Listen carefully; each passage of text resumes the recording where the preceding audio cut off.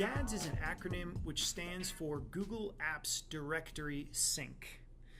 In the world of companies that have an on-premise directory, and typically that would be a self-hosted LDAP instance or perhaps a Microsoft Active Directory domain controller, GADS is a piece of software offered by Google that connects your Google Apps domain or G Suite domain to your authoritative directory. In this case, again, it would be an on-premise LDAP or an Active Directory instance.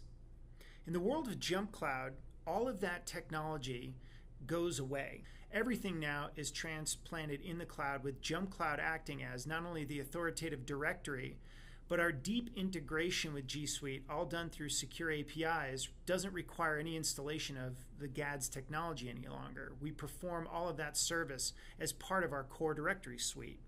Thanks for watching this episode of our What Is video series. Feel free to click any of the related content you see to learn more about JumpCloud's Directory-as-a-Service, or visit jumpcloud.com to sign up for a free account and explore it for yourself.